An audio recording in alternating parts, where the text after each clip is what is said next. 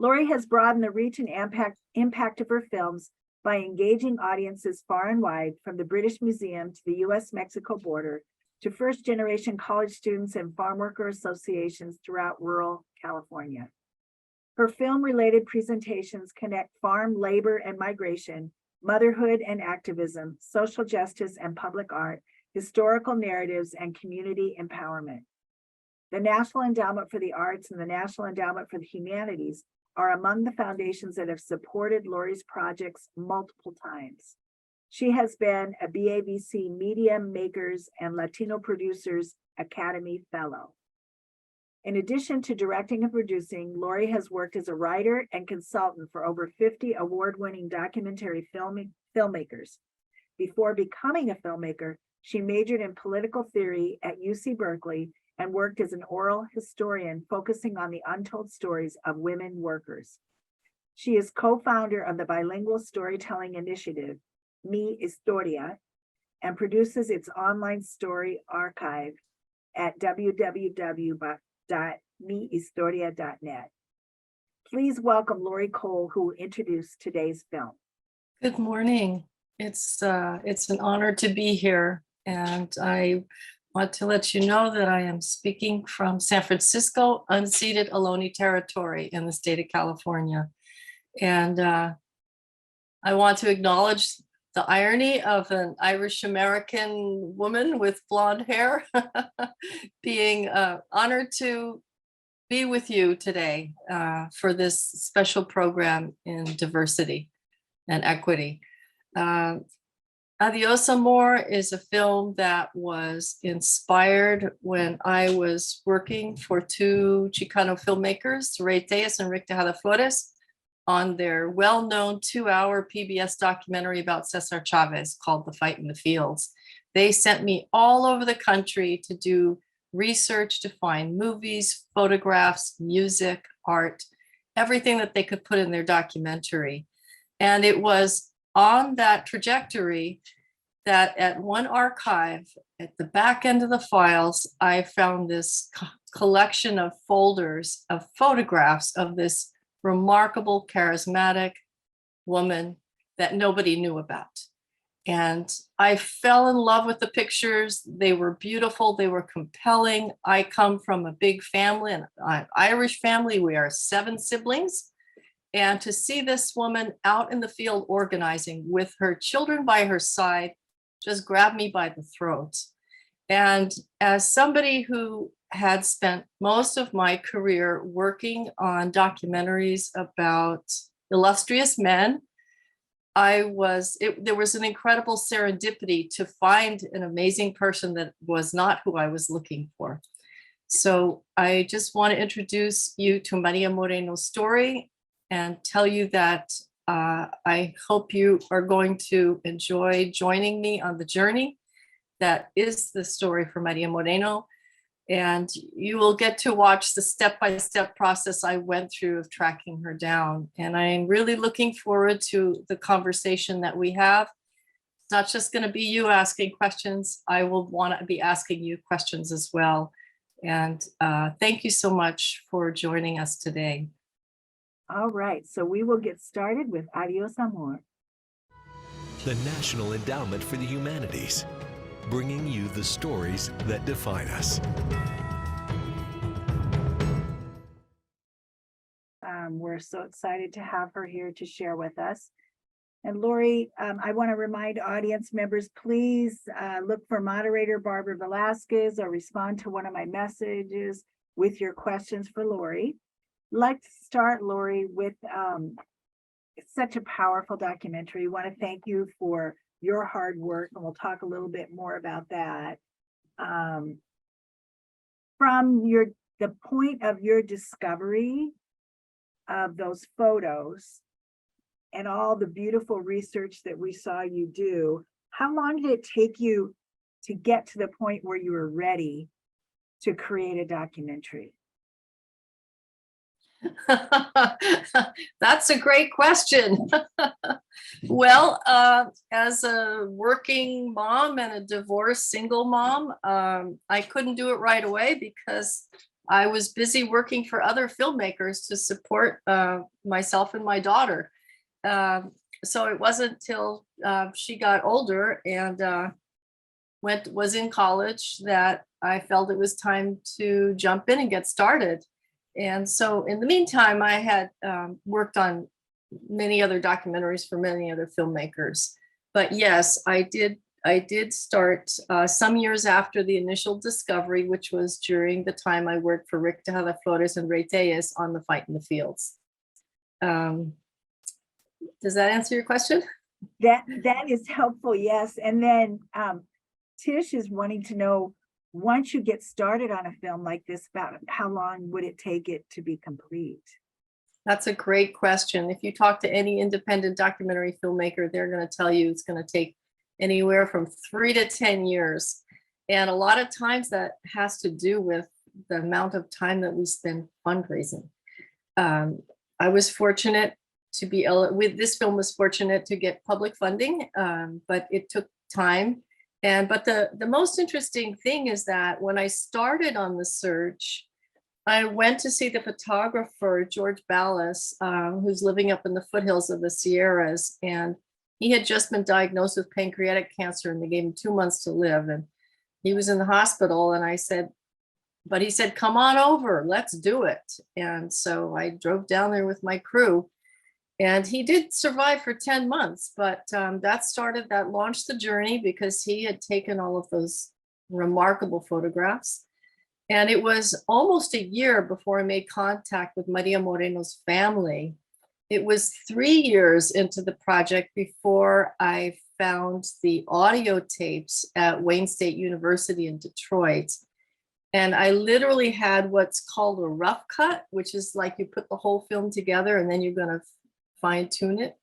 I literally had a rough cut done before the Moreno family found their 8mm home movies stashed in Tito's storage space in Yuma, Arizona. So it was, I had to compress that in the film, but it actually took place over the course of years.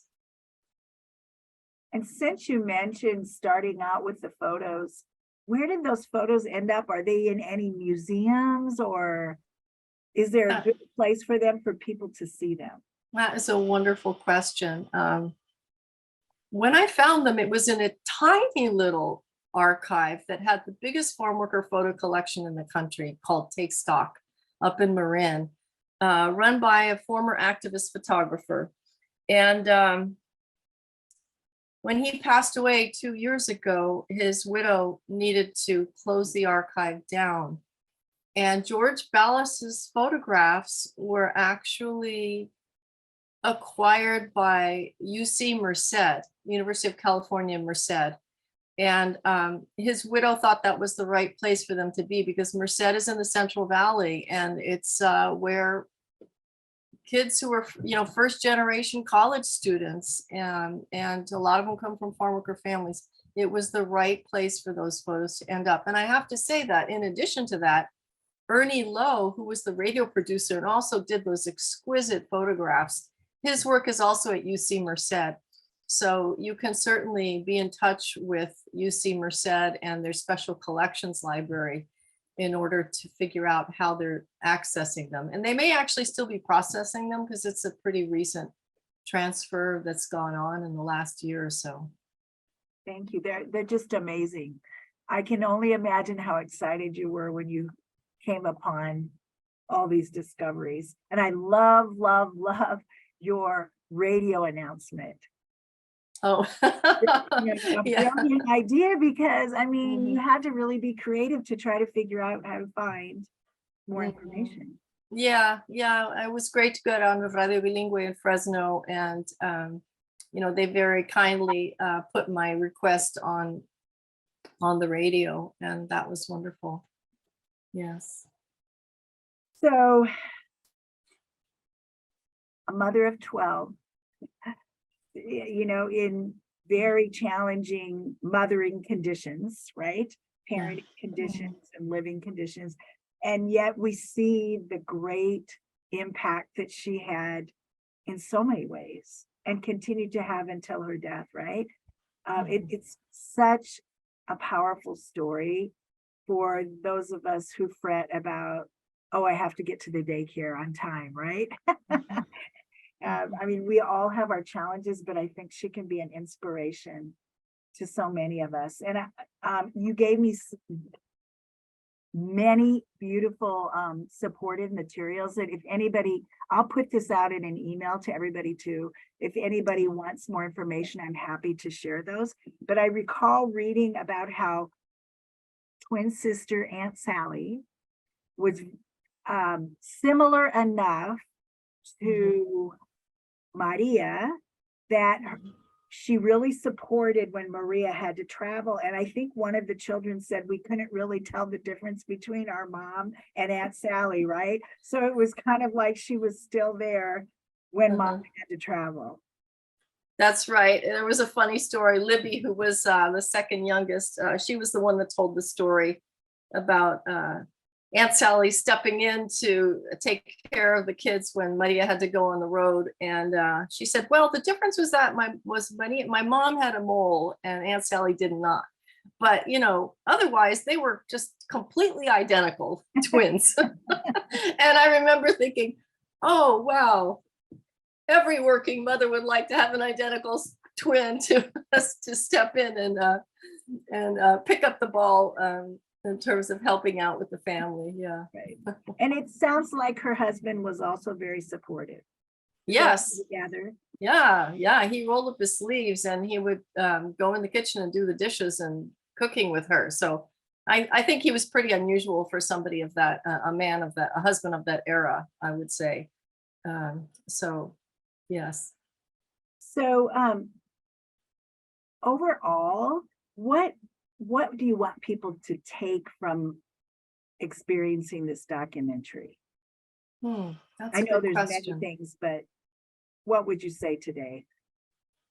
Well, there's a few things. One is that when we hear about labor history, it traditionally focuses on strikes and picket lines and things like that. And this film is different because it takes a deep dive into family, the actual life of farm worker families on the road, and how they survived and how they supported one another and what they were up against that time. I mean, when Abel tells the story about his siblings being made fun of for bringing their own little Doritos to school, it's just like, hello, did tacos and burritos are right up there with hamburgers now in the United States of America? Yes. But back then, in the 1950s, you know, there was just an incredible prejudice and they had to live through that as children. So I think that speaks to from what I hear, that speaks to the experience of so many families. And I want that social history is really important, even if it's not taught in the classroom so much. And I think it's important to emphasize it. The other thing that I was hoping was, since I love history so much, I'm hoping to inspire students to want to go on their own journeys of discovery, to think about whose shoulders they stand on, and to either do local community histories or to just do family history, because many of our families, myself included, there's a lot of silencing. Our grandparents and parents don't tell us about everything they went through. And if we were to know those stories and be able to understand them, it would strengthen our intergenerational bonds. And it would also help us connect our story to the bigger American history story. You know, something that I think a lot of times is missing in history classes is how does this relate to my identity? How does this relate to my family's trajectory? You know, our journey.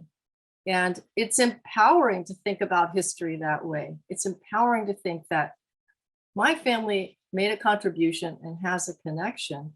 And the other thing is I really, having worked in history, I'm really, I think we need to think about history not in terms of official narratives. We have to think about history as a discourse. as an ongoing discourse that can continually be revisited and reconfigured, and to think about it. So there's not just, even though the official story of the farm workers is that the movement started with Cesar Chavez and Dolores Huerta, that history, that story had gone on for the whole 20th century. The first strike in California of farm workers was in 1903, with Mexican and Japanese beet workers in Oxnard, California, went out on strike. The reason why this the United Farm Workers and Chavez is important is they were the first ones to actually legally win the rights to have a union. So that's the significant accomplishment that they made. But it's not to say that there were not many unions that came before that came up against all kinds of struggles. And I just would like for people to understand that history is not just about, you know, going and picking the fruit from the tree. It's really about asking critical questions and diversifying the narrative so that it includes multiple perspectives. I appreciate your answer. It definitely brings us to contemporary times where there's so much discourse about what should be taught in classrooms, what can be taught in classrooms, and the attempted control over what is being taught in classrooms, right? Absolutely. Along with that, I often jot down things that sound significant to me when I hear them, and this is another one that seems so contemporary that Maria said, where is the justice in the United States, the richest country in the world? As you know, it always saddens me after all these years, we're still asking that question. Absolutely. I think that we're all experiencing a profound reversal or attack on some of the progress that was made in the 1960s through the civil rights movement. And it's rather shocking what's happening in terms of the censorship of books, in terms of the attack on women's rights and LGBTQ rights. Honestly, this might sound rather radical, but I almost feel like we're in the midst of a civil war. It's just not a military civil war, but it feels like a civil war, politically and culturally, and that's so disturbing. People need to own that this country is diverse, that this is not a white majority country anymore. Technically, it might be. We might still have a white majority, but the fact of the matter is that we don't even recognize and appreciate and embrace the contributions of people of all races and ethnicities to American history. And we need to do that. And it's been squeezed out in so many ways. I don't think most people know, for example, and maybe this is not an important history point, it is for historians.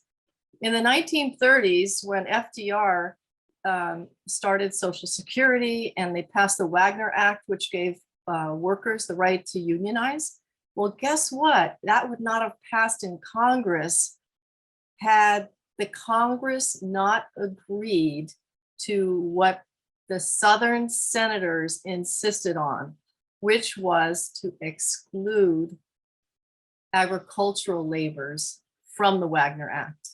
And guess what? All those Southern senators were, you know, right? They were holding on to the vestiges of slavery. And at that time, and even up through Maria Moreno's era, cotton picking was significant in the South, and it was also significant in California. And absolutely, the Congress would never have passed the legislation allowing workers to organize if they hadn't agreed to leave farm workers out of that, and domestic workers. Farm workers and domestic workers were left out of the federal legislation that gave workers the right to organize. And here we are, this many generations later, and on the one, and domestic workers, food workers, and farm workers are still by and large not organized. They're still dealing with unfair wages and unfair working conditions. And I think one thing that's rather promising is that there's been, for the first time in decades, there's been a significant resurgence of union organizing going on. It's quite remarkable. It kind of launched with the pandemic, essentially. But whether we're talking about the Starbucks workers, whether we're talking about the workers at Amazon, and then there's the whole matter of faculty, of teachers going out on strike. And also we really need to remember that many university graduate students who work as teaching assistants, as research assistants or whatever, they are also attempting to unionize because they're not receiving a living wage. So there's a really interesting resurgence going on now in terms of people fighting up, workers fighting up, standing up and fighting for a living wage, I would say. Yeah. Thank you. Have I gone on too much? No, you're giving us such good information, and you're demonstrating that you have a really deep understanding of the farm worker history, etc. Can you tell us we have a comment that all farm workers were Black and Hispanic, but I think you've already said that's not 100% accurate. Right. So well, one of the things that's really interesting about Maria's era and also AWOC, the union that she was working for, is that it was a coming together of the Dust Bowl workers who'd come from, who'd migrated in the 1930s. So a lot of them were Okies and Arkies. So when you see that amazing meeting where they're all having their conversation about how to make a democratic union, and you hear those accents, those are old Okies talking. And it was a really fascinating union because there were African Americans, Filipinos, Okies, Arkies, Mexican Americans, but also Mexicans at a time when most American workers refused to have a relationship with Mexican migrant workers. And there was actually, in that particular part of the union, there was a transnational political identification or vision of how to organize. So that was really special. Yeah. all right. I don't know. Did that answer your question? That's very helpful. I'd like to go back to Maria, and you mentioned women's rights. So we saw that she interacted well with farm workers. It stated that she could move groups of students, she could move groups of intellectuals. Her talents are very unique, I would say, to be able to cross all those borders and interact with people. Yet she was pushed, it appears she was pushed out of the union work, right? And I wonder if how much of that had to do with the fact that she was female. I think it had a lot to do with the fact that she was female. Unfortunately, AWOC was funded by the Central AFL-CIO, which was a white male bureaucracy based in Washington, D.C. And I think George Meany was pretty conservative. And at that time, he would send leaders out to run the organizing of farm workers for AWOC. And guess what? The most progressive of them was Norman Smith, who'd been a leader during the 1930s United Auto Workers strikes in Flint, Michigan. None of those guys, none of the people, none of the upper leadership of AWOC was a farm worker. They were all these old white men who had been in industrial work, had been doing industrial work their whole lives. And they got sent out. I think that they didn't I think there was racism as well as sexism involved in getting rid of Maria Moreno, honestly, that they didn't want her to be so outspoken. And I also think that she was just the casualty of George Meany and the AFL-CIO just trying to bear down on the union and say, well, they I don't think they were fully behind organizing farm workers. It was different when Chavez came along because Maria was there at a point of transition where most of the Okies and Arkies were elderly, and their children who had grown up had moved on to industrial work in California. And so the farm worker movement, the farm workers were becoming predominantly Mexican American at that time. And so to have AWOC be run by these old white guys from Washington, D.C., it just really didn't make a lot of sense. And that's why Chavez decided to start his own movement. And I think that, unfortunately, it wasn't possible for all of them to move forward together. AWOC essentially collapsed after Maria was fired, because it wasn't just Maria. A lot of people walked away from what George Meany did, or they quit, or they were fired. But it's interesting that, well, how would I put it? It was literally the Filipino locals that were the ones that survived. It was the Filipino AWOC members. They started the grape strike. They started the 1964 grape strike. And Chavez's union later joined, and they merged, you know. So if Maria had survived, she would have been in there with the Filipino workers. She was good friends with Laurie Itliong, who's an important history, important hero of Filipino history and farm worker history. Her daughters told me about how they used to have slumber parties with Laurie Leong's kids, you know, so they were close together. So, but she wasn't there for that phase. Okay, well, thank you. Here's a question for you. You got to learn so much about Maria Moreno. You spent so much time trying to find her, find information. Thankfully, her family came through for you. If you had the opportunity, or if you had the opportunity today to ask Maria Moreno one question, what would it be?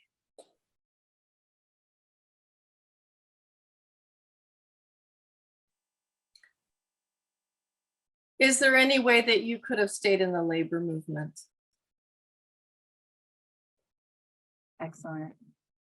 For me, it's a tragedy that I'm not devaluating what she went on to do as a missionary, as a preacher on the border.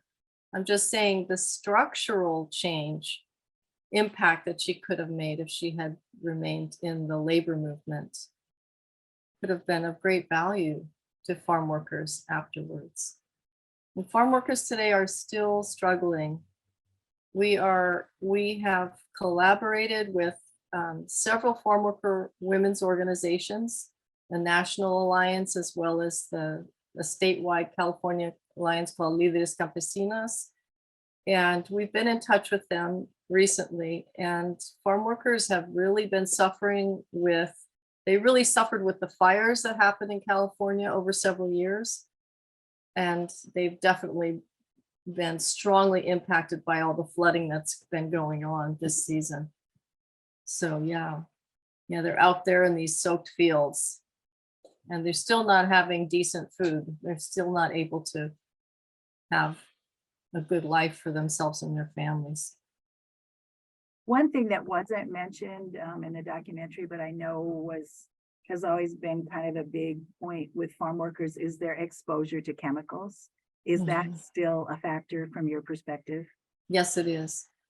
Yes, it is. And it is still one of the main things on the agenda of these farm worker women's organizations. Pesticides, immigration, sexual harassment, and decent wages are things that they are, I mean, and they're lobbying in Washington with certain organizations like Farm Worker Justice. So thank you again, Laurie. I'd like to give you the opportunity if you have a final message for our audience today. Oh, my final message would be, I hope that I hope that the search can become a viable tool for thinking about how to teach history, because the search can be really exciting and empowering. It doesn't just need to be Google. There's something really fun about getting out in the world and on the ground and doing the research on the ground.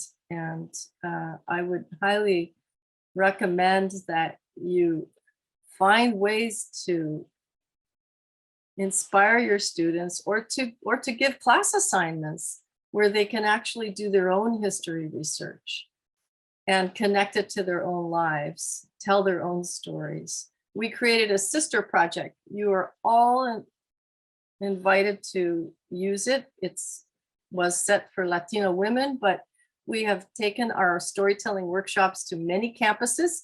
So there've been guys and people of all ethnicities who have written stories that are posted on the website. It's fully bilingual. That's mihistoria.net. So I would say, if you don't have another, there's also a curriculum on PBS Learning Media called the Unsung History Makers, which sort of gives teachers opportunities to create assignments for their students to do community history work. So I'm hoping that this can take it beyond my search and become other people's searches. Right. So I will put that website also on an email that goes out to everybody. And we have one comment here. My mother and siblings were migrant farm workers that finally settled in California. I was born and raised in San Jose, California. I have heard stories all my life of the conditions. This documentary touched my heart. Oh, that's so great to hear. I grew up near my family came from the East Coast, but my dad was a doctor. He wasn't in private practice. He worked in a clinic in San Francisco, and he met Cesar Chavez. And Chavez asked him to volunteer at the original farm workers clinic in Delano, which was in a aluminum trailer. And my dad used to drive down there in this beat up old Rambler because he couldn't take the family station wagon. And he'd take my brother, my younger sisters with him. And he would go work there once a month on the weekends. And that had a lot to do with what I did learn about farm workers. This was during the grape boycott, and my family never bought table grapes during the grape boycott. So I think we all have our connection to those things. And I would encourage the person who shared that comment, that story about San Jose. Well, we grew up in the Bay Area together. So I hope that you will share your family story. Thank you. Thank you so much. We really appreciate your hard work. I mean, had you not taken this on, there's a lot of question about whether Maria's story would have really gotten out there. So thank you so much for making that a possibility, Laurie. We also appreciate your flexibility with rescheduling, and the beautiful context and expressions that you've shared with our audience today is very memorable. And thank you for letting us record your conversation today, which will be available to anybody in the future. Audience members, I'd like to remind you, if you could keep in your mind the emotions of Maria's children as they looked back at what she did. If you ever feel like you can't have impact and your impact can't be lasting, think of that. They felt like her shoes were too big for them to fill. And I love the comment that was given to one of the daughters: don't worry about her shoes, you make your own. So I'd like to leave you with that. And the evaluation slide is up, I believe. We do want your feedback. The chat has a link to that evaluation, and it will be emailed out to you also. And then I'd like to take a moment to let everybody know about our upcoming programs. And Joe's going to get that next slide up. There we go. Next Monday, Howard Dotson currently is interfaith chaplain and an art therapist working at the Mayo Clinic. But he has been around the world. He's always there for people in need. And he, on Monday at 2:30 Central Time, is going to specifically speak to us via Zoom about his experience working with the children of refugees in the Ukraine. He was, if you've heard about the World Kitchen that was providing food for refugees as they come into Poland, he was set up right next to that. And he'll tell you about the art therapy that he was doing with those children. But he's also able to give us a comparative look at the refugee children that he's worked with in Syria and how he feels things are being treated that way. So we look forward to seeing him on Monday and seeing you all on Monday. And then next Thursday, it is our annual International Fair. It will be hybrid. So for those of you who enjoy being there in person, come on down to South Omaha campus in the CAM building, room 120. It's been since 2019 when we had hosted a United States Citizenship and Immigration Services naturalization ceremony. It's been very popular. You can come and watch, experience the new citizens receiving their citizenship at 10:30. And then starting at noon, we will have stage talent from around the world. I know dear Teresa Foley, keeps our website up, is getting the schedule of that and entertainment up. So it should be available very soon at mccneb.edu/ifair. If it is not possible for you to come to South and be there in person and participate with the stage folks, you can also view via Zoom. So we look forward to seeing you on Monday with Howard Dotson and Thursday all day long with the International Fair. Laurie, thank you again. Everybody have a great day. Thank and you. we appreciate your time. It's great to be with you. It's an honor. Thank you so much. And I wish I could be at all your events. They look awesome. All right. We'll add you to the list, Laurie. Thank you. You're not going to be here. Okay, take care. Bye-bye.